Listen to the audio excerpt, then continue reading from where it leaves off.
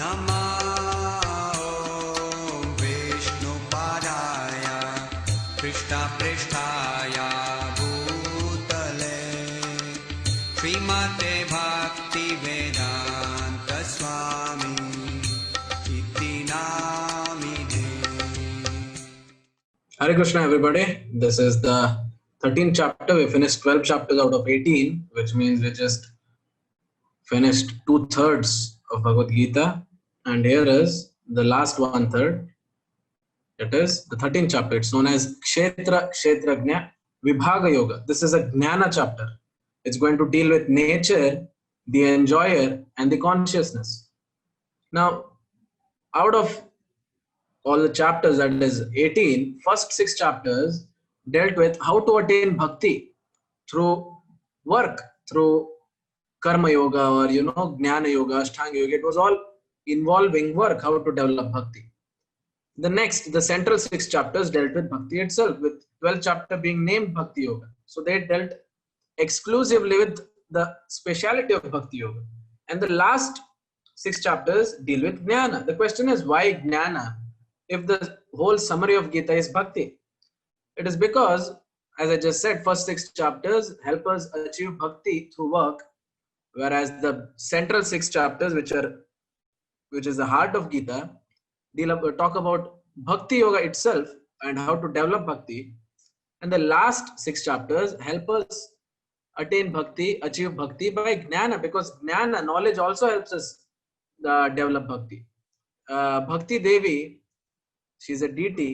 Bhakti Devi has 2 sons, Jnana and Vairagya. So with the help of Jnana also we can strengthen bhakti. With some Vairagya also we can strengthen bhakti. That is why the last 6 chapters are going to deal with Jnana.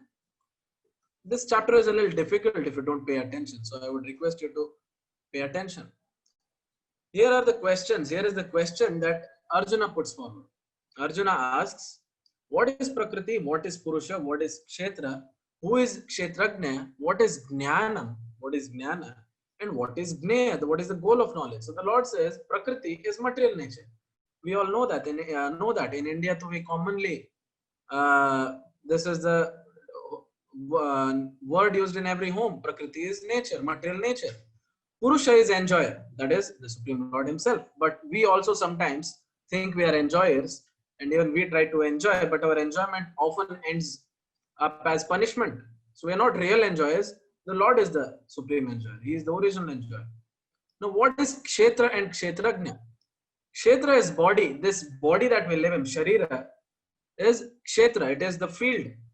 So who is the Kshetrajna? You of your body and me of my body. We are the observers of this body.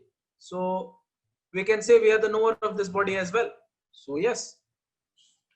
What is Jnanam?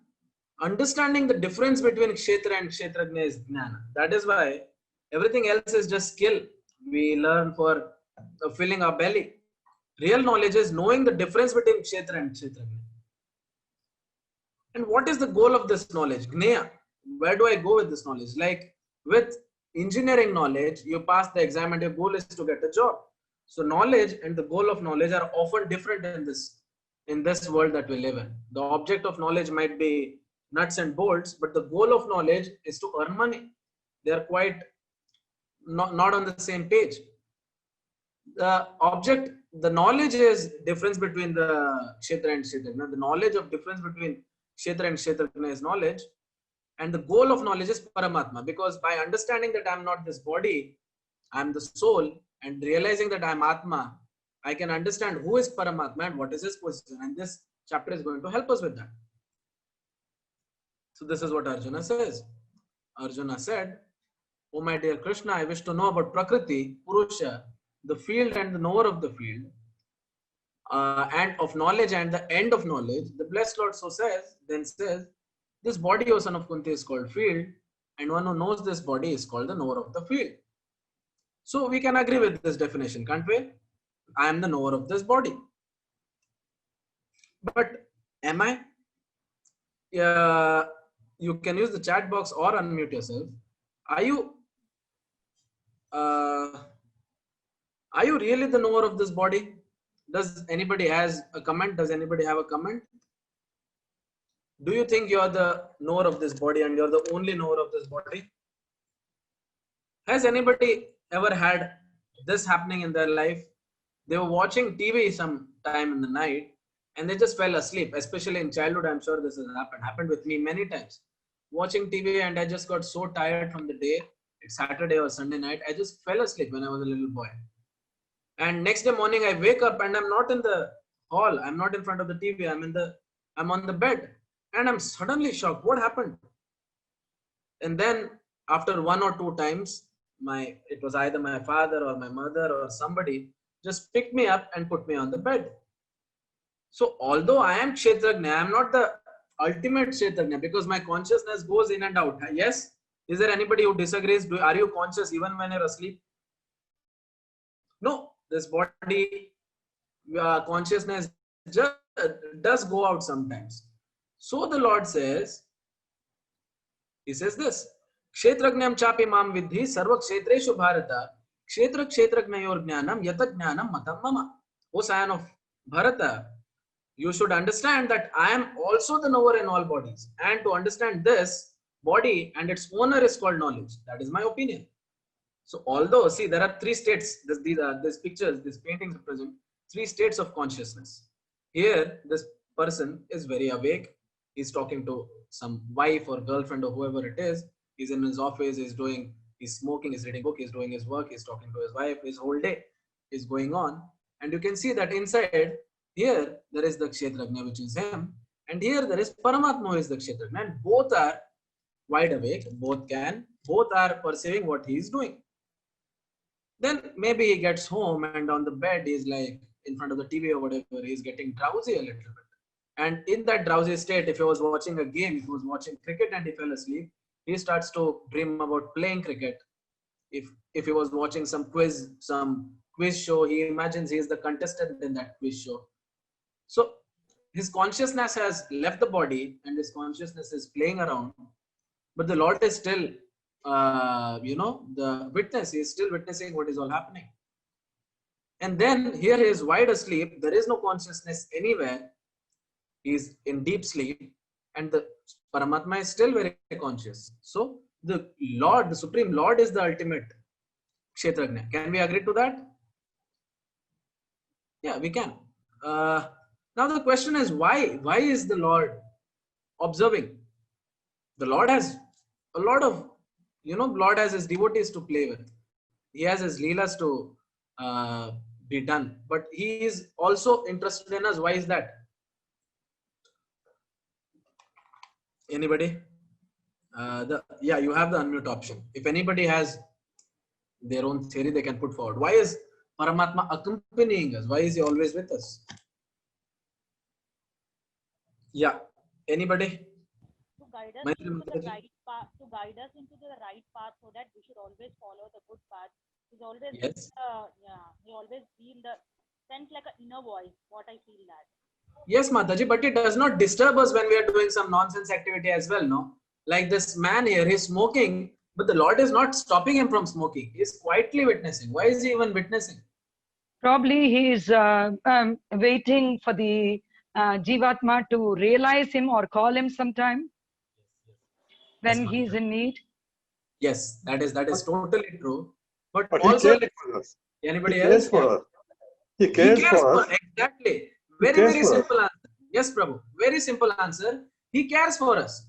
Now, mothers, whoever are in this group, can agree that when your child is sleeping, although you're sleepy, you might want to, stay awake for 5 minutes and look at your child sleeping.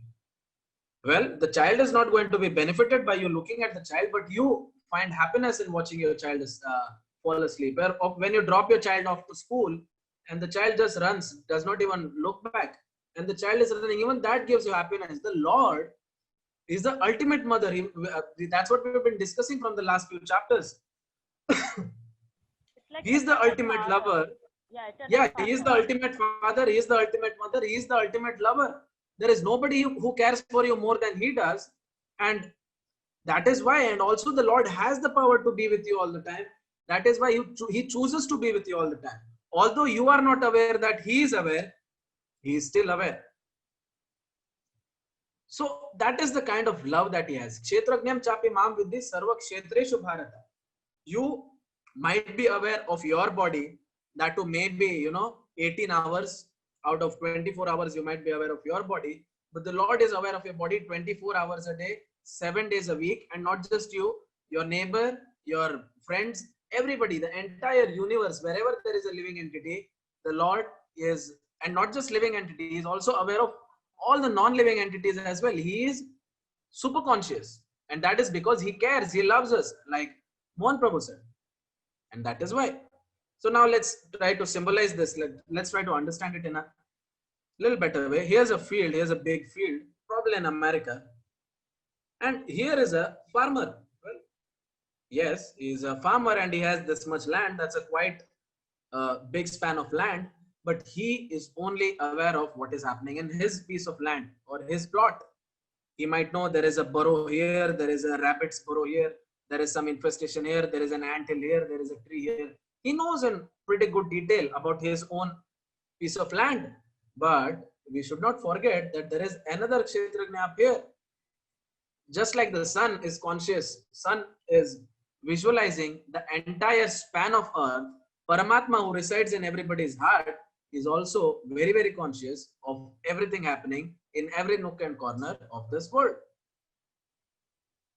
And that's what the Lord is saying. That knowledge of field and of the knower of the activities is described by various sages in various Vedic writings. It is especially presented in Vedanta Sutra with all reasoning as to cause and effect. This is the scientific way. Where did the scientific way come from? It came from the Vedas. The cause and the effect, and in detail it is given in the Vedanta Sutras, but we're not there, so let's just go through it. And also we know this, forget about being conscious for 12 hours a day. There are some people who are not even conscious of their even a minute for a day. There are people in coma. I'm sure you at some point of life you have heard of at least a few people who have been in coma.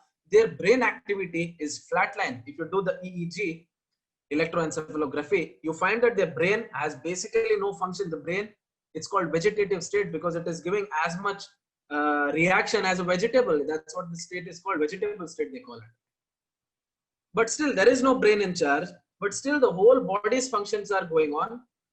Not naturally, they call it involuntary system, the breathing, the beating of the heart, the digestive systems, peristaltis, everything is called to be, they give the word called involuntary. Isn't involuntary just another word for saying beyond our control? And that is Paramatma. Paramatma cares for you even when you stop caring for yourself. That is how much he loves us.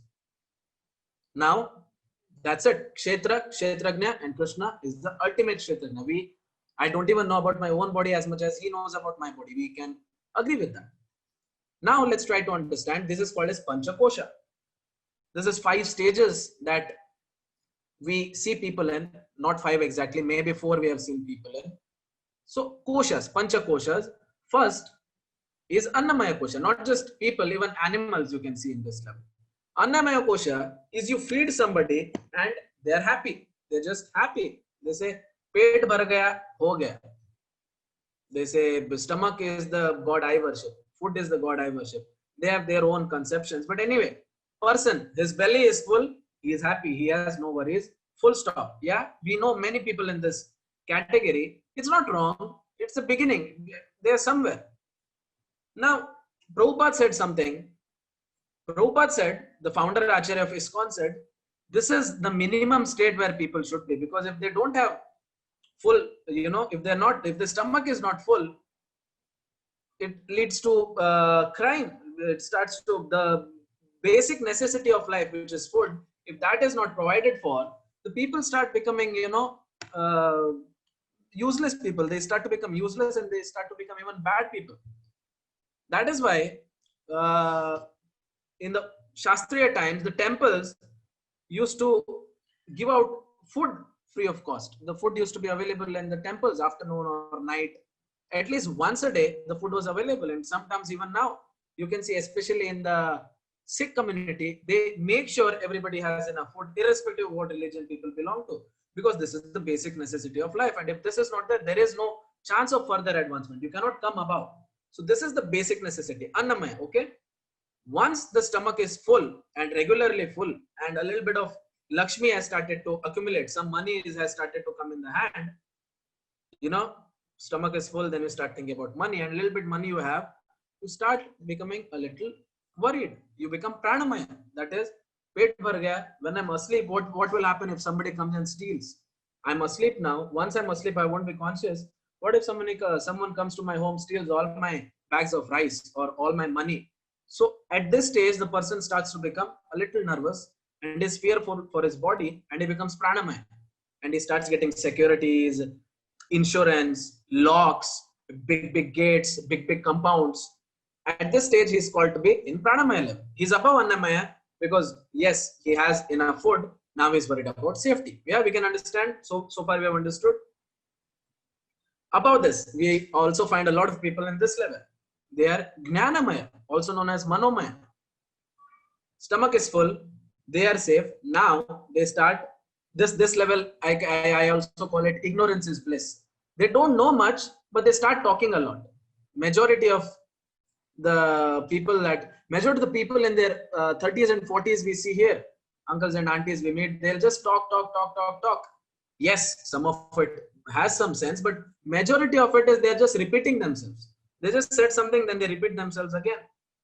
Something manomaya, they have some thought in their mind and they will repeat. My guru, the president of Mangalore ISKCON, he clearly is a very knowledgeable person, but when he goes to meet people, these people should take this opportunity and listen, because such a knowledgeable person has come. They should spend time in listening, but no, they will spend time in preaching to my guru. They'll say, see Guruji, according to me, no, life is, no, it's not according to me and you. It is what is truth that should be spoken. So anyway, Jnanamaya, he has come to a level where he'll say hard work will give you success, just keep working, this and that and that and this. He does not understand that sometimes hard work does not lead to success.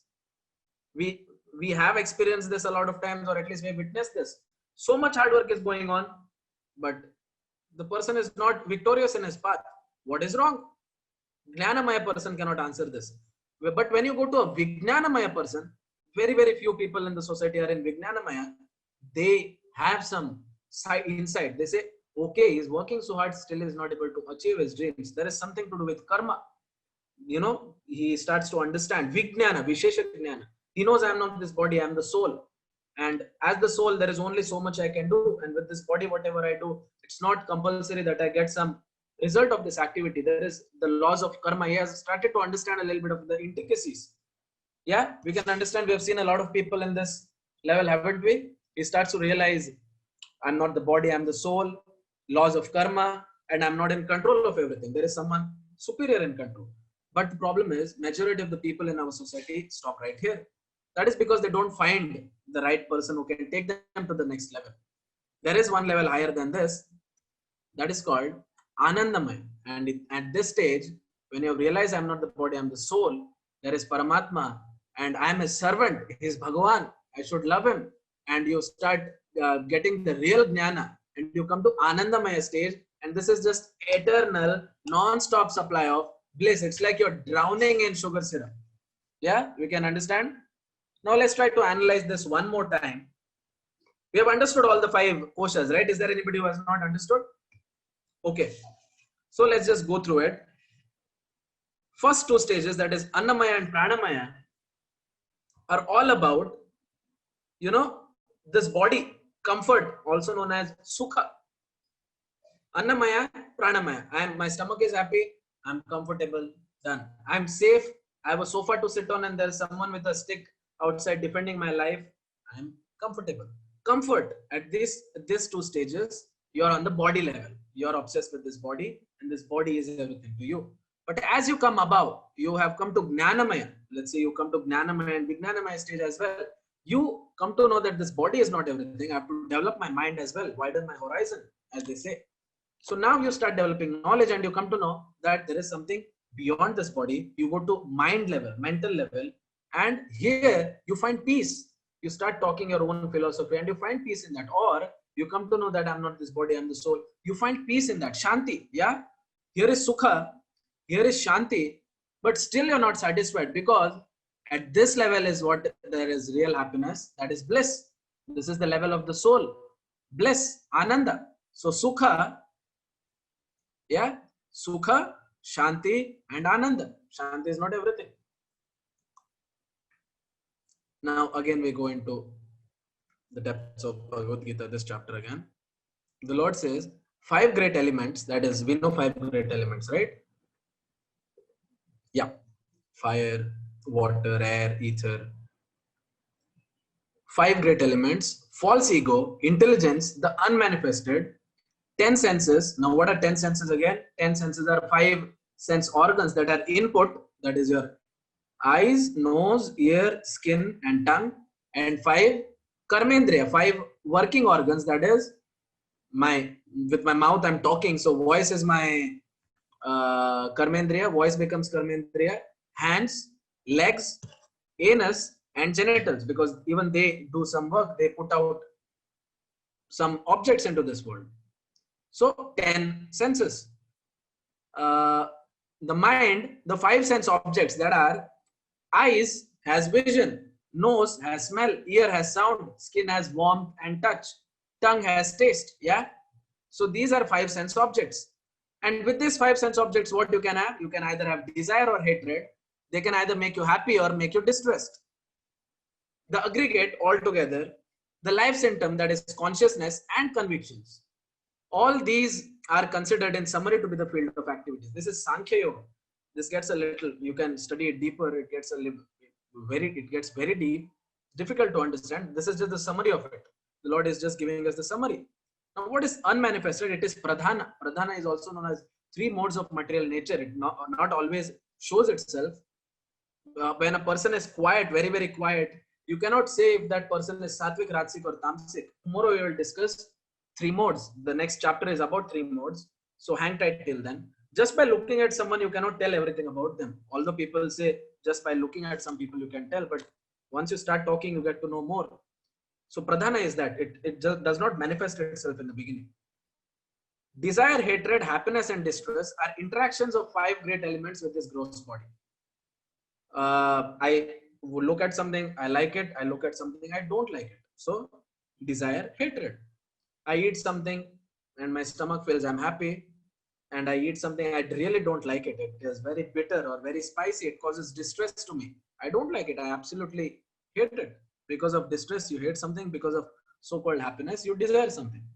And then there is life symptoms. That is the evidence for the subtle body. That is your mind, intelligence, false ego is there. The proof for that is consciousness and convictions. You are very determined to do something, and some things you are absolutely determined not to do. Like college students are determined not to wake up early in the morning or clean their room. That is the conviction that they have. So that are those are the symptoms of subtle body. Okay, these 5 shlokas seem to be long, but it's very easy to recite if you want to. This is the summary of knowledge. The Lord says these things that I'm about to state is knowledge. Apart from this, everything is not knowledge. Okay, so let's get on with it. This is 8, 9, 10, 11, 12 important shlokas. Amanitvam madambitvam ahimsa kshanti marjavam acharyopasanam shaucham sthairyam atma vinigraha indriyarteshu vairagyam anankara evacha janma mrityu jara vyadhi dukha doshanu darshanam asaktir anabhishwanga putra dhara grahadishu nityam cha samachittatvam ishtanishtopapatishu mayi cha ananya yogena bhaktir avabhicharini vivikta desha sevitvam aratir jana samsati adhyatma gnana nityatvam tattva gnanartha darshanam etad gnanam iti proktam Agnanam yadato anyata. These are knowledge. Apart from this, everything is not knowledge. No, it's just agnana. Now let's understand one word at a time. Amanitvam. What is amanitvam? Humility. Not to be anxious. This is what Prabhupada defines it as. Not to be anxious to have satisfaction of being honored. As soon as I enter the room somewhere, I expect people to respect me for some reason. Especially this is seen in army officers. We see this a lot. They do not even look. They enter a room, 10 people get up and salute them. They don't even look at these 10 people who have saluted them, but they feel better about themselves. That is the opposite of humility. So Krishna says humility is very important to advance, to get jnana. And that is very important. Yes, we can accept that. A person has to be humble. Then there is pridelessness, very similar to humility. But pridelessness also means understanding that I'm not the body, I'm the soul. So there is no honor and dishonor. Everything is the same. If you honor, if you say, wow, your voice is so good, the voice does not belong to me. This voice is made by this box that is here, which is not mine. I'm not the body, I'm the soul. So when you realize this, when you realize that you're not the body or the soul, pridelessness starts to develop. And it takes you towards jnana. Non-violence. Now, what is non-violence? In India, especially, we have a understanding of non-violence that not hurting someone physically is non-violence. Now, okay, I give you an example. A student is putting in good amount of effort, but the teacher is not giving him marks. Okay, the student is not just putting in effort, he is also giving the right answer, but still the teacher is not giving him marks. Isn't this himsa of some sort? Would you say yes? Is this himsa or ahimsa? Yes or no? The teacher, although is not physically assaulting the student, it is still himsa, right? Yeah. So yeah, I'm getting a lot of yeses. Maybe students all are. So that is what the definition of real definition of ahimsa is. You should not be, unless one elevates to spiritual knowledge, one cannot practice violence. See, ahimsa, real definition of ahimsa is not causing disturbance. Do not disturb anybody. It's not about just physical. It is mental and spiritual as well. Mentally, don't disturb anybody. Spiritually, also do not disturb anybody. Someone is trying to advance in a spiritual path. We say this, friends do this. Hey, kya kar raha hai yaar? Let's go party. No need of Bhagavad Gita. Kya buddhe ka kaam kare? You become an old man. No, they are doing himsa. They're not really your friends. They're being a badha in the journey that you're trying to make. So that is himsa. Ahimsa is not disturbing anybody. Then there is kshanti, tolerance. I will not do himsa, but if someone does himsa, I will tolerate. That is kshanti. Practice to bear insults and dishonors from others. You can easily bear insults and dishonors from others once you realize you're not the body or the soul. Someone says, Abe takle. Fine, no big deal. There is no hair. So what? I'm not the body, I'm the soul. I'm not affected. Someone says mote. Fine. Someone says nate. Fine. I'm not the body, I'm the soul. Then arjavam, simplicity. So straightforward that you can disclose truth to even an enemy. That is quite high level. This we see in Vedic times, people used to be like that. Simplicity, because when you're simple, when you're a simple person, your life has become so much simple because you're a simple person that you can easily achieve knowledge. Yeah, we can accept that. Speaking of accepting a spiritual master.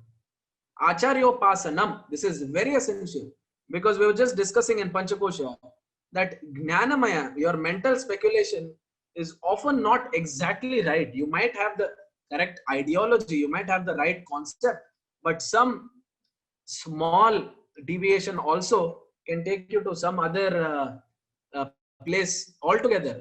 There is a Konkani saying that says, Vavak chukil gavak chuklo. This is quite difficult to pronounce even. Vavak chukil gavak chuklo means a person who, right in the beginning of his journey, if you just deviate from 1 degree, as you go 100 miles forward, you can understand by Pythagoras theorem how much you were supposed to go to Bangalore, you ended up in Mangalore. So that can happen. So you need a guru to point you right at the right path, and who also makes sure that you're going in the right path. That is why spiritual master is essential. That's what the Lord is saying. Cleanliness, both external and internal. Just external cleanliness is not enough, because there are a lot of externally clean people who are internally very dirty. So both are important. Even just internal cleanliness is not enough, because I'm chanting a lot, but I'm not maintaining good health. I'll not be able to chant from next month. So both are very important, external cleanliness and internal cleanliness. So for external cleanliness, we take bath, and for internal cleanliness, we do japa. Steadiness, determined to make progress in spiritual life. Yes, it is difficult, but I will do it. Sthairya. Self-control, that is Atma Vinigraha. Reject anything unfavorable to advancement in spiritual path. Control the senses. Yes, I like Rasgulla, but I'll not eat so much that I'll have to sleep for the afternoon and I'll not be productive. I'll not sleep so much that I don't finish my japa. So Rasgulla I will eat, but this Rasgulla I will offer to the Lord, and after it is offered, I will distribute it among devotees and eat maybe 1 or 2. So that is very important. Rejecting anything unfavorable to spiritual advancement, but You can use it for the service of the Lord sometimes. Renunciation of sense objects. That is, not to cater to unnecessary demands. Gratify it, only to keep body fit. We have to just keep this body fit. Anything beyond that is not necessary. Especially people who are very fitness conscious, people who are on the body level of life, bodily platform, get up in the morning way before sunrise and go running. Such a fresh time of the day. You can read books, you can practice, you can do japa, you can read Bhagavad Gita. No, instead they will run on the streets and tire themselves out. Why? We just have to maintain this body. We are not all trying to be marathon runners. Absence of false ego. That is, what is false ego? The other day someone was asking, what is false ego? I said, this water bottle is not mine, the water is not mine. Also, this body is not mine. Reject, I am this body or this mind. I am not even the mind. Only when you realize that I am Krishna's servant, you have come above false ego. We have no problem with ego. You can be egotistic. You can say, I am Krishna's servant. I am not your servant. I am Krishna's servant. That ego is fine. But don't say that, I am this body, look at me. No, that is false ego. That should be missing. Anahankara. Perception of evil, that is Janma, Mrityu, Jara, Vyadhi, Dukkha, Doshanu, Darshanam. You should be able to see that the real pains of life is Janma, Mrityu, Jara, Vyadhi. That is, Janma is birth, Mrityu is death, Jara is old age, Vyadhi is disease. Today, thanks to COVID-19, we can all agree to the fact that Vyadhi is not easy. Although I'm not COVID positive, hopefully, I am under some pain because of it. I don't have COVID, yet I'm affected by COVID. So we can accept that Jara is a problem. But why is society not concentrating on these real 4 problems of the life? Janma, Mrityu, Jara and Vyadhi. Why is the science community not much thinking about birth, death, old age and disease? This is because my guru says it's like we're writing an exam and the exam is for 100 marks, but I have not at all studied. I just know 10 marks ka one answer. I just know 10 marks, one question is there. I know the answer. Remaining 90 marks, I don't know the answer. So what I do, I used to do this. I have done this. So you just write the 10 marks wala question. You write 5 pages for it. And you just close your eyes hoping, you will pass. But it was a 10 marks question. You won't get more than 10 marks for it. That's what the scientists are doing. They're making your life comfortable. Like the fish out of water, that example I took. Your fish is not comfortable on earth. So the scientist community brings an umbrella, says, okay, how about now? No, I'm still not comfortable. I'm not happy. It puts an AC around you. Are you happy? No, still not happy. How about take some antidepressants? Are you happy? I don't know. As soon as you stop the antidepressants, the person will kill himself. Nobody is worried about Janma, Mrityu, Jara and Vyadhi because it's a very difficult question and no scientist is prepared to help us with that. Detachment, asakti, not asakti, asakti. Be ready to sacrifice everything for Krishna. Wasn't Arjuna ready to? Wasn't Prahlad Maharaj ready to?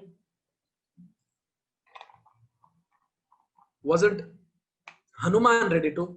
It wasn't Prabhupada ready to. We should all be ready to sacrifice anything and everything for Krishna. No entanglement with wife, children and family. Now don't take this the wrong way. It does not mean completely give up, leave your wife and children and go. No. Should practice it if you can do it in a Krishna conscious way, but renounce it if it's unfavorable for Krishna consciousness. What it means is the love that we have for our children, the love that we have for our parents and the love that we have for our spouse is not really love, it is lust. Let me put it in this way. You have some expectations from your parents. The parents have some expectations from the children. The husband has some expectations from the wife and the wife has some expectations from the husband. That is lust. I want something from you is lust. I want to give you something is love. When you're a Krishna conscious person, when you see that the wife that you have, the parents that you have, the children that you have are a gift of Krishna, you will be really taking care of them. You will not be looking for, oh, I wish I could divorce this woman. No, you'll be like, wow, such a nice woman the Lord has given to me as a wife. I should take care of her. I should help her advance in Krishna Prema. I should help her advance in Krishna consciousnch. And when that stage is reached, you're not attached in the material sense, but you're attached in a spiritual sense. And spiritual attachment is much, much, much better than any material attachment. Can't we agree to that? If there is a spiritual relationship that you have with very close friend of yours or a very close relative of yours. It is just out of this world. That is the relationship that we want. Otherwise, what do we have to do this with this world? Even-mindedness. Nityam cha samachittatvam. Ishtanishta upapatishu. Something favorable came, fine. Something unfavorable came, fine. Krishna wants me to suffer, I will suffer happily. Krishna wants me to have this, fine. What is there to celebrate? The master is giving his servant something. The servant takes it, not elated or distressed at material gain or loss, by performing unbreakable devotional service. Hanuman doesn't, when Lord Ram says, go do this, Hanuman is, sheh, such a nice show was going on. What, Lord Ram? Can I do that after 5 minutes? No. The mission of his life is to serve the Lord. So, even-mindedness, unalloyed devotional service, engaging oneself in 9 processes of bhakti. Shravana, Kirtana, Smarana, Vandana, Padasevana, Dasya, Pujana, Sakhijana, Atma Nivedana. There are 9 processes which we'll discuss some other day. Anyone you can engage yourself and you can see what fits you right. Aspiring to live in a solitary place. Like Lord Shiva. He seems to be all alone, but he has a very, very, very good company. He has Vaishnavi, he has Durga, he has our mother Durga with him, who is one of the greatest devotees of the Lord's. So, Shiva would rather spend time alone than with materialistic people, so much so that he has given up all the materialistic. There is not a single piece of gold or any ornament on his body, not even clothes. He does not even care about comfort. He is sitting on a slab of ice. And he is happy just spending time with Vaishnavi, with Durga. Now that is what we should aspire to be. These are Mahajanas. These should be our inspirations. I would rather sit on a slab of ice with a devotee than on a sofa set, on a very comfortable sofa with a bunch of materialistic crows. Swans should spend time with swans, not crows. Otherwise the disease can, spread. Accepting the importance of self-realization. This is very, very important. We have to accept that spiritual realization is the most important part of the life. Otherwise, we're in a quicksand. Every day we are going down an inch by inch or maybe a foot by foot. So we should always know that advancement in spiritual life is more important than anything else. Philosophical search. Tattva Jnanartha Darshanam. Rejection of useless research and, philosophical topics. I don't care. What would happen? What do you think if this? I don't care. Is it related to Krishna? No, I don't care. That should be the attitude. Not spending infinite amount of time in front of TV. What is Corona count today? Only thing that I care is Corona's vaccine out and is the lockdown open? Is the Corona under? I don't care what the count is. I don't care how much which state is leading. This is another thing. Oh, I'm from Telangana. What is happening in Delhi? Okay. Maharashtra and Karnataka is in tough fight. No. This is not don't fall into this mess. So we can accept that all this is knowledge and anything apart from this is not knowledge. Krishna is announcing, we take it from him. Now the Lord says, I shall now explain. Now that he has explained knowledge and how to get it, he is explaining what is knowable. I shall now explain the knowable, knowing which you will taste the eternal Brahman, the spirit beginningless and subordinate to me. The Lord says, Brahman, the light, the formless light is below me, subordinate to me, lies beyond cause and effect of this material world. Okay, this is a little tricky. This sounds counterintuitive a little bit. Sarvendriya gunabhasam, sarvendriya vivarjitam, asaktam sarva bhritchaiva, nirgunam gunabhoktracha. Okay, let's see the translation. The super soul is the original source of all the senses. Yes. Yet he is without sense. He is without senses. He is unattached, although he is the maintainer of all living beings. He transcends the modes of nature, and at the same time, he is the master of all the modes of material nature. Now, the most opposing statement that I can see here is, he is the source of all senses, which we can agree to. Can't we agree to the fact that he is the source of all senses? From him we get our senses. He is known as Hrishikesha. Yes, he is the source of all senses. Now the next statement says, Sarvendriya Vivarjitam, yet he is without any senses. Now what does that mean? Brahma explains this in a very beautiful way in the 32nd shloka of 5th chapter of Brahma Samhita.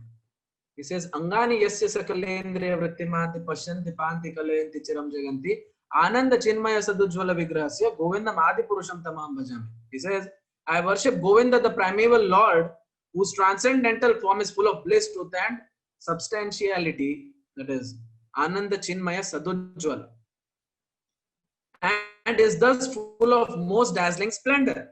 Now, each of the limbs of that transcendental figure possesses in himself the full-fledged function of all the other organs and eternally sees, maintains, manifests in infinite universes, both spiritual and mundane. Angani yasya sakalendriya vrittimanti. With one organ, he can do the job of another. Let's try to understand. The Lord does not need eyes to see. In the other chapter, I was showing you the painting of Krishna sleeping, and Duryodhana and Arjuna are sitting. Duryodhana is sitting near his head, Arjuna is sitting near his lotus feet, and the Lord has closed his eyes and let the Lord knew they are there, didn't he? Was he shocked when he saw Arjuna? He's like, Arjuna, where did you come from? I didn't expect you to come. No, the Lord saw him although his eyes were closed. How is that? Anybody? Yeah, I have given you the permission to unmute yourself. How did the Lord know? He had sixth sense. He just guessed. He was really good at guessing. With Jnanendriyam. Jnanendriya even we have, but it is very limited, no Prabhu. How does the Lord know exactly what is happening where? Because Angani yasya sakalendriya vrittimanti. He can do, the one sense of his can do the job of all the other. He can see with his ear. He can see with his skin. He can taste with his eyes. That's what he does when you offer the food to the Lord. When Naivedya is being done, he just accepts by looking at it. He doesn't have to come and taste it with his tongue. He is not limited like us. It's very difficult for us to understand because we live in this plane where there is contact required between tongue and food to taste. The Lord is beyond material plane. By his eyes he can taste, with his skin he can hear, and with his ear he can see. He can do whatever he wants.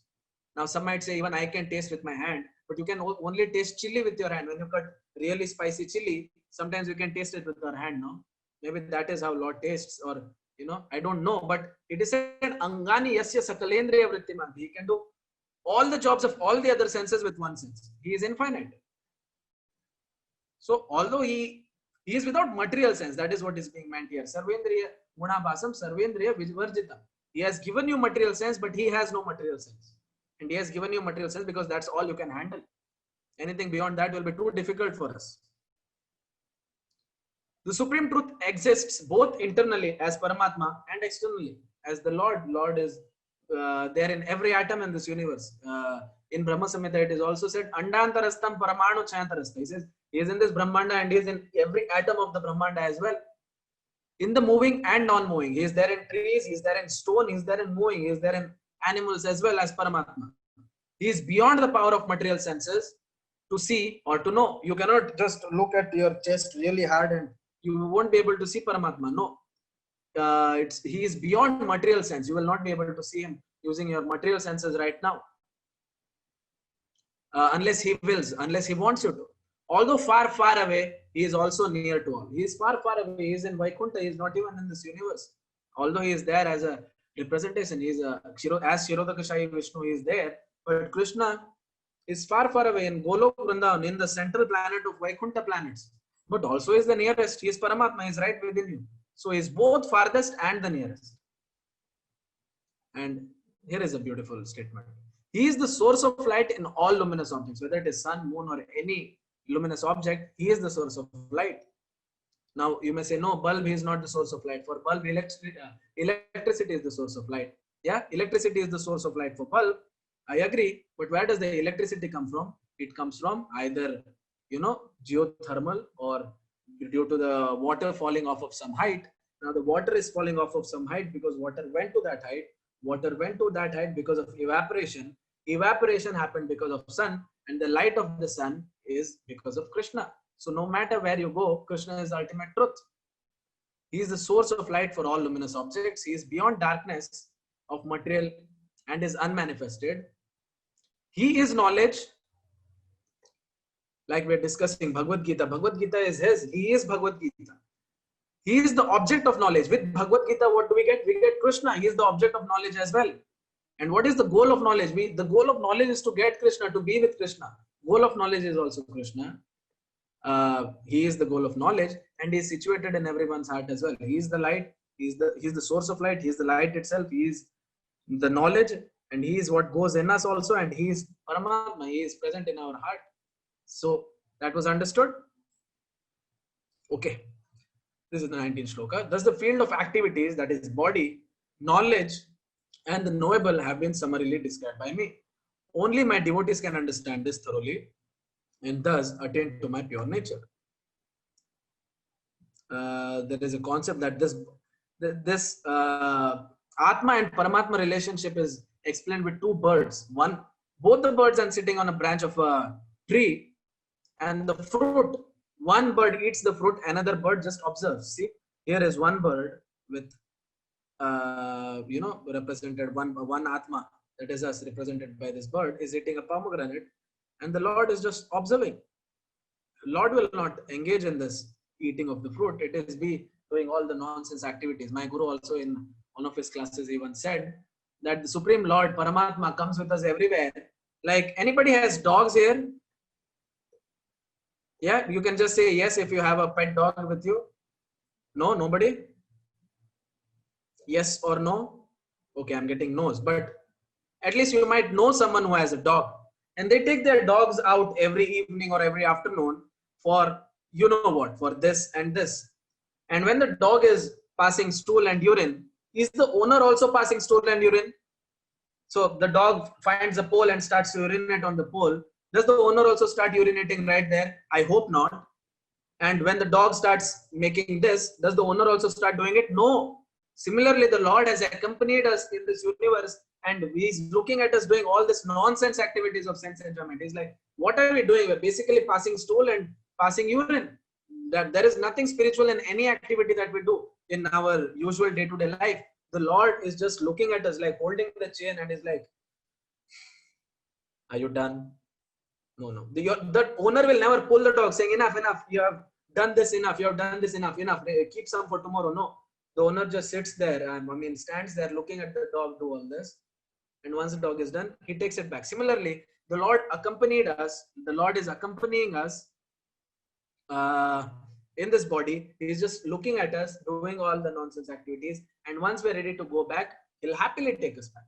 That made sense? Here is the next shloka, 20th shloka.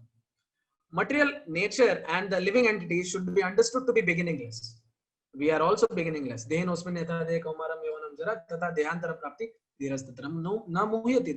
beginning, there is no end to this life. Their transformations and modes of matter are the product of material nature. But we take different bodies based on material nature. Here's a man. Now, if he wants to swim, if he develops love to swim, the Lord will give him a body of a suitable fish in his next life. If he likes to jump off of aeroplanes and enjoy that paragliding and all that, the Lord will give him the form of a bird. However the person wants to enjoy, the Lord will give him that materialistic enjoyment. If he wants to come back to the Lord will happily take him back as well. Here is the next shloka. Karya karana kartitve hetu prakriti ruchyate purusha sukha dukhanam bhoktritva hetu ruchyate. The nature is said to be the cause of all material activities and effects. Yes, all the material activities and effects, the cause is the material nature, whereas living entity is the cause of various suffering and enjoyment in this world. An apple falls. Let's say a coconut falls. Let's not take apple. Apple is a very light object. A coconut fell. One person is happy because yes, he got a coconut. Yeah. But if you are standing under that tree and the coconut fell on your head, you are sad. The nature does not make you happy or sad. It is you who is being happy or sad based on where you are when that happens. If you are under that tree when the coconut fell on your head, you are sad. If there was no one under the tree, the coconut fell in your garden, you are happy you got a coconut. Or maybe you're a person with a dark sense of humor. The coconut fell on someone's head. He is sad and you're happy because the coconut fell on his head. Just joking, of course. The nature does not give you happiness or pain. It is your perception of it that gives you happiness or pain. It's where you are when that happened. Purusha prakritis tohi bhungte prakritir jangunan karana guna sangosya sad asad yoni janmu. The living entity in material nature thus follows the ways of life, enjoying three modes of material nature. In animal life, it is always tamas. in human life, you have option to become sattvic or rajasic. This is due to association with the material nature. Just like an air, not an air, the air cannot be called as an. Let's say a fresh breeze is passing through a field of roses. What will it carry? It will carry the very, very sweet smell of the roses, the sweet nectarian smell of the roses. Yeah, that's quite common. Now that same air went to some public bathroom and it went through the window, came out of the door.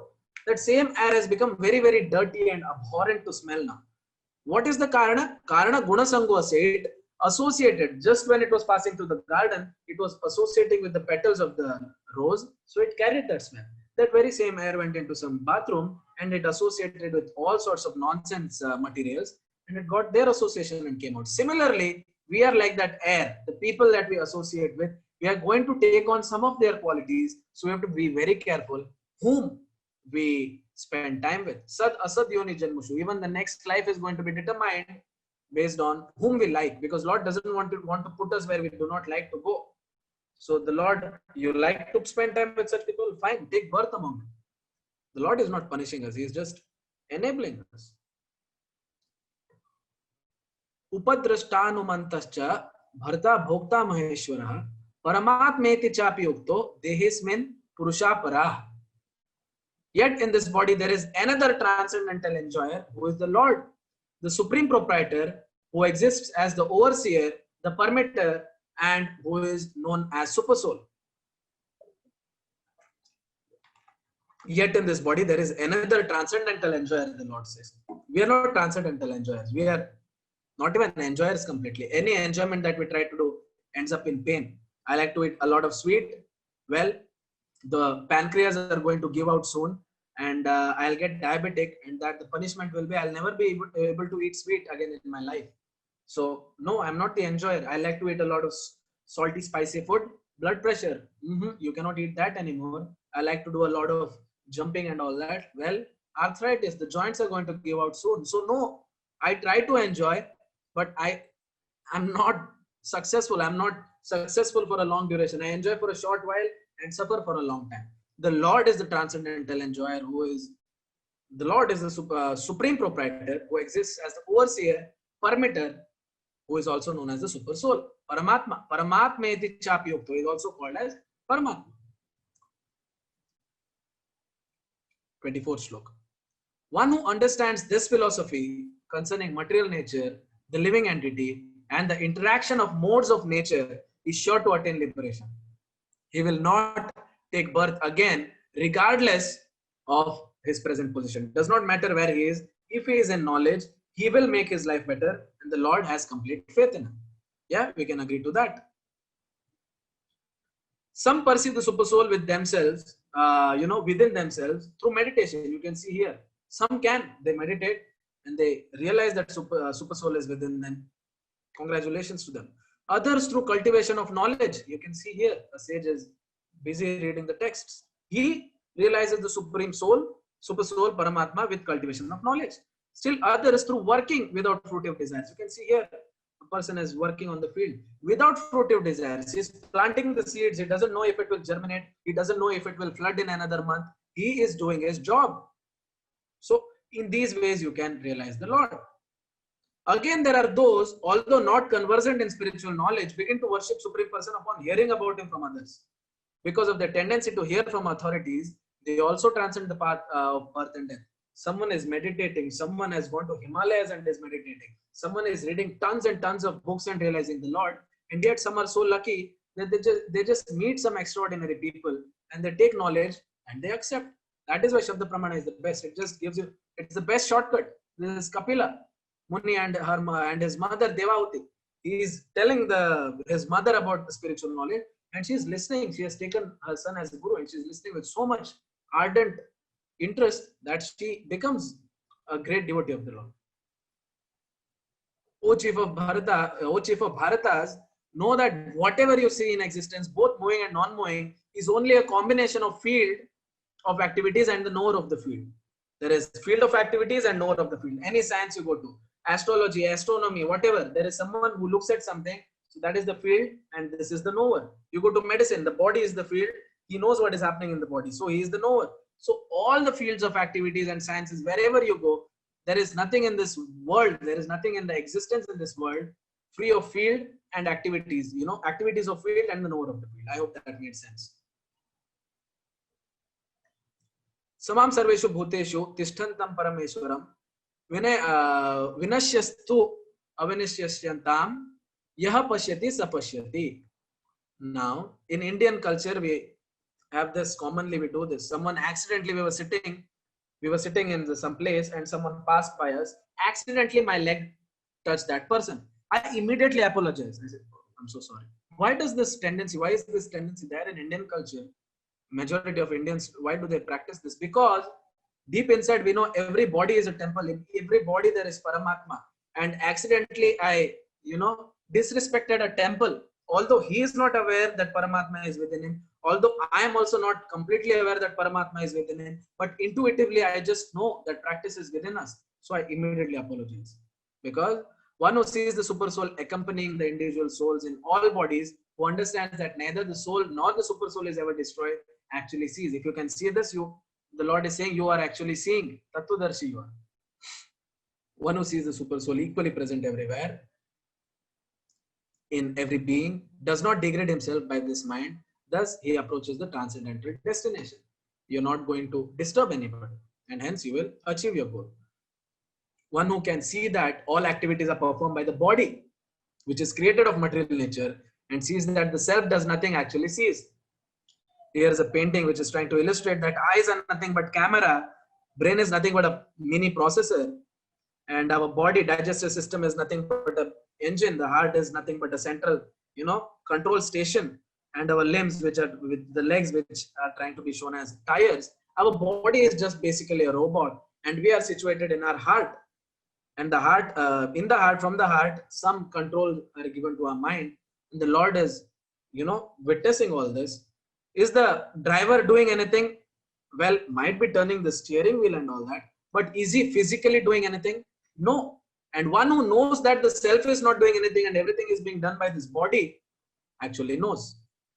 The sky, due to its subtle nature, does not mix with anything, although it is all pervading. Similarly, the soul, situated in Brahma vision, does not mix with the body, though situated in that body. The space, although it contains air and the air might be smelly or might have good aroma, the space is not getting contaminated. Similarly, this soul that is situated in this body, although it is material body, if the soul is situated in Brahma vision, it is not going to mix with any of the bodily activities, any of the materialistic activities. I hope that made sense. If anything does not make sense, stop me. O son of Bharata, as the sun alone illuminates all this universe, so does the living entity, one within the body, illuminates the entire body by consciousness. Just like the soul is illuminating every nook and corner of this planet and the neighboring planet and the neighboring planet, the soul which is present in this body is making this whole body alive. Without soul, there is no life. That's what the Lord is saying. So does the living entity, one within the body, illuminates the entire body with consciousness. And that light that the soul throws out is consciousness.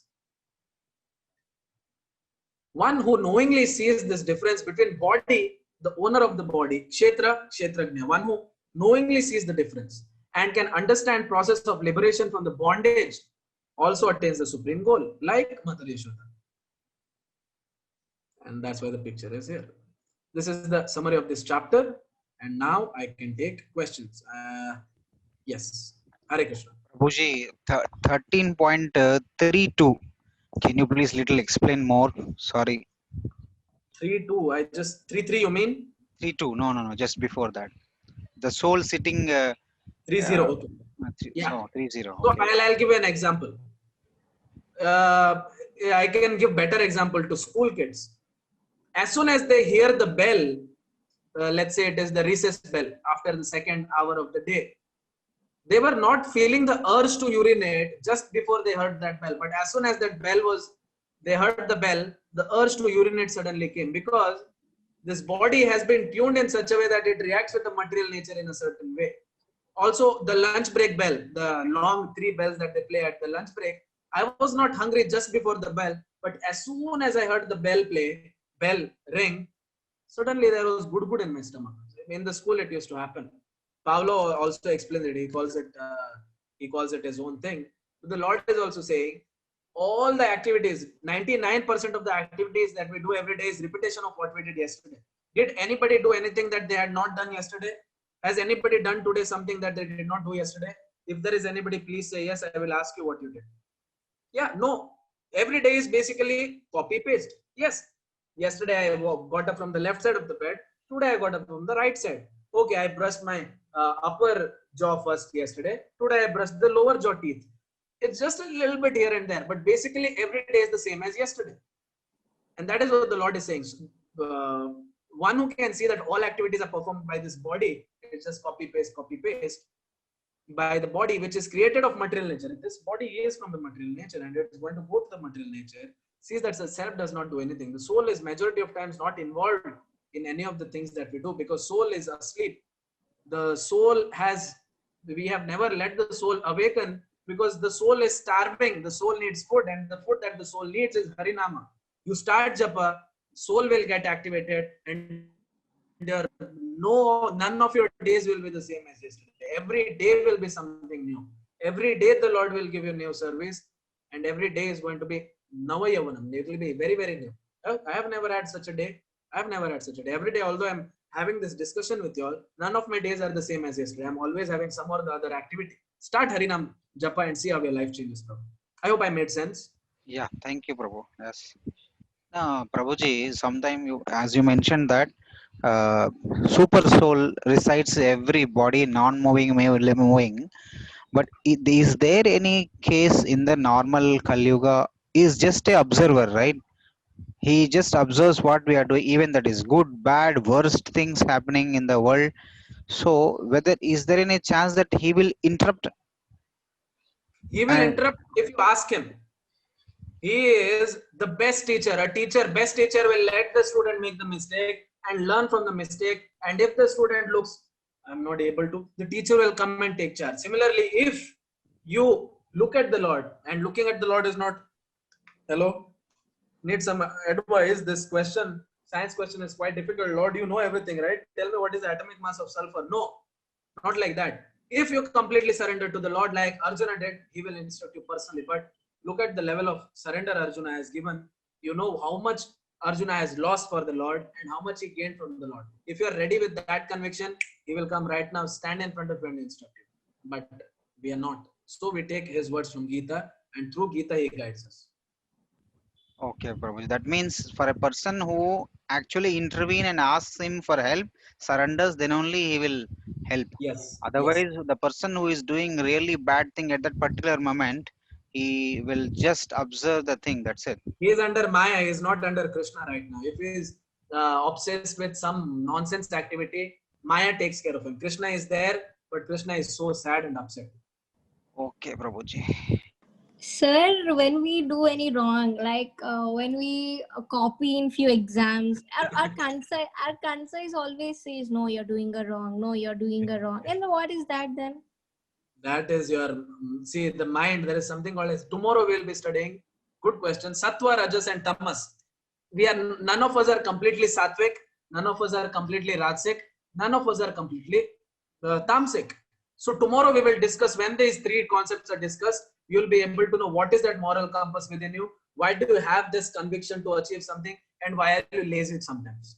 Tomorrow you'll be able, after tomorrow's chapter, you will be able to answer this question yourself. I will ask you this question. Prabhuji, because why I asked is sometimes if I am doing wrong, right, immediately some voice will come out saying that you are doing here wrong. So if I continue doing that, right, I will immediately get a hit. I will get something bad happen maybe. After tomorrow's chapter, you will be able to know exactly why that is happening, who it is instructing you. It is your own modes from within. Here's a question in the chat box. I'll take that one. Why do we need the knowledge of the body if it is the soul that is important? Mataji, when you don't know the difference between the garden and the gardener, try to understand. Let us say there is a gardener who comes to your home to help you maintain your garden. And he says, Mem Sab, I need some NPK fertilizer for your this flowering plant, and you give him NPK. The next day he says, Mem Sab, I'm hungry. No.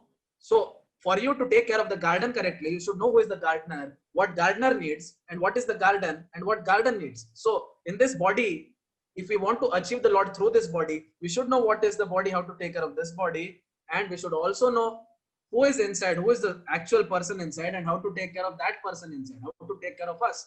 So this body needs Krishna prasadam that is offered to the Lord, and this soul requires Krishna Nama, the names of the Lord, the leelas of the Lord, the pastimes of the Lord. So that is why you need to know the difference, because without good maintaining good health, you will not be able to advance very quickly. I hope I answered your question, Nivedita Mataji. Yeah. Anybody else has a question? Hare Krishna, sir. Hare Krishna Mataji. Sir, why do people say like to consider small children like equal to God? Even I have heard that. Yeah, like Shastra say small children are just basically animals, because they'll put anything in their mouth. They will do this anywhere. They're basically animals. But I don't know where it came from. Bacche Bhagwan hote, even I have heard that. But nowhere in the Shastras there is such thing. Maybe it's like fiction. Bacche Bhagwan nahi hote. Bude bhi Bhagwan nahi hote. Nobody is Bhagwan. There is only one Bhagwan, and we are all Das. Prabhuji, whatever we eat, probably if it is offered to God, that is good. So it will become sattvic food. Yes. That But then again, the Lord says what He wants. Patram pushpam phalam toyam. He has told you what He wants. You give Him that. Don't give Him what you like. I like kurkure. Lord, take this kurkure. I will eat. No, that's not that to do. Lord never said patram pushpam phalam toyam kurkure. No. He said, I want only this. Give me that. So we give Him that. Yeah, I hope I answered your question. Sorry, Prabhuji. Sorry. So sometimes actually when I am preparing something upma or something like that, I'm just started offering that to God. Is that okay? That's very, very nice. Start somewhere. That's very nice. But please do not add onion and garlic into that, because Lord doesn't accept if there is onion.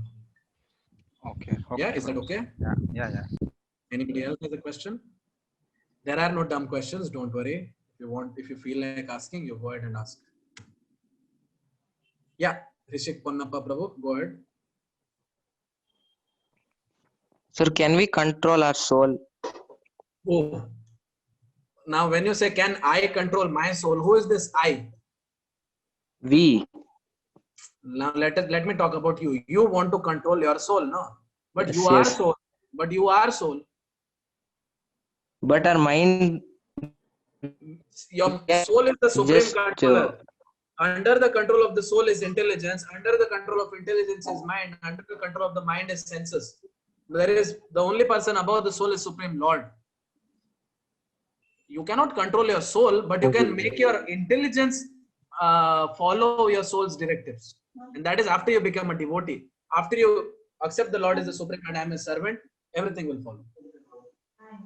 Thank you, Prabhuji. Prabhuji, there is some contradictory, I think, not contradictory, not 100%, but I just see that while you mentioned that some person is doing somewhere 6 o'clock in the early hours, which is a very good Brahma Muhurtam time, doing exercises and all that stuff, and not giving enough food for the actual requirement of soul, which is Krishna consciousness and all Krishna puja. So if the body, for example, is not doing yoga, for example, is not sufficiently giving an hour, for example, body should be also be taken care minimum. But what is priority? As soon as you wake up, let's say my house is on fire and my dog really wants to go out and do this. Do I take my dog, finish its this and then call the fire department, or should I put the fire out and then take my dog out? Okay, it's the priority we need to choose. We are in Kali Yuga, we are surrounded by Maya, we are surrounded by such bad media and such bad association. Our first goal has to be Krishna. Yes, health is very, very important. But first Krishna, the first, after you wake up, first thing that you think of should be, my Lord, I'm coming to you. It should be, I'm ready to become your Das. You should not look at where your Adidas is to go out for a run. That's a great Koji. That is actually, yeah, that really opens the eyes. Yes. Health is important. I'm not saying health is not important. All the devotees of the Lord are very slim. We dance in Krishna Kirtan. We are fairly healthy. I'm not saying we are fit. We are healthy. That's all we need. We don't want six-pack abs. Whom to impress? We are here to impress people, or do we want to impress the Lord? The Lord never said my devotees should have six-pack abs. He said my devotees should love me. That is the priority. Yeah, yeah. Thank you. Hare Krishna. Hare Krishna, Prabhuji, I have a question. Hare Krishna. Yes. So we are privileged enough to have this gyan of Bhagavad Gita and attain moksha if we are able to follow it. Yeah. But what about animals? They don't have a. It's not like they don't have a conscience, but they don't have this power of knowledge to They're obtain knowledge. completely in the darkness. They're in Annamaya level. Pet bhar gaya, ho gaya, so gaya. Right. Yeah. So is it possible for them to attain moksha? Let's worry about ourselves first. That is what I would Yeah. say. But then again, yes, we have heard about the Bharat Maharaj story where Bharat Maharaj deviated from his path, became a deer, but then again achieved a good life. Animals do have opportunity. That's why they say there is 3 ways you become human. You are either a cow in the last life, a monkey in the last life, or a dog, right? They say you are either a cow, a monkey, or a dog. So yeah, if cow and monkeys and dogs, I think they can get human life, and through human life you can get moksha. But the only gateway to moksha is human body. There is no other way. Only through human body you can attain Krishna Prema. But then again, there are Krishna's cows as well. But no, not we in Kali Yuga. So humans are also worse than animals. So we cannot comment. Prabhuji, one last question. Yes, Prabhu. So, for example, this knowledge, the knowledge about this one, what I am hearing now, so now I'm at the late age, something to realize all these things, to practice and think. So by the time the body leaves, so again next janma or whatever way, I need to acquire all this knowledge again, right? All fresh I need to acquire. There is no loss in this path. I was telling you the other day, it's like a mobile game or a computer game. You get killed during some mission, you continue from the last checkpoint. So if you have done so much, you have achieved from one level to another level, sadhana bhakti you have achieved. In next life, you will continue from sadhana bhakti. You will take birth in a devotee family, and it will be very convenient for you. You don't have to start from scratch. Okay. Lord remembers. Even if you forget, Lord remembers you. That is us. We forget. Within this life, we forgot so many things. So we very easily forget. Lord never forgets. Even if you're in your life, once you have offered one glass of water with one tulsi leaf, He will remember you forever. He will never forget. Okay, Prabhuji. And Yeah. who knows, maybe you have already served Him so much, and that is how you have come here. And maybe it's my privilege to have this discussion with you. Yeah. Thank you. Hare Krishna. Thank you for your time, everybody. Hare Krishna. Hare Krishna. Hare Krishna. Hare Krishna.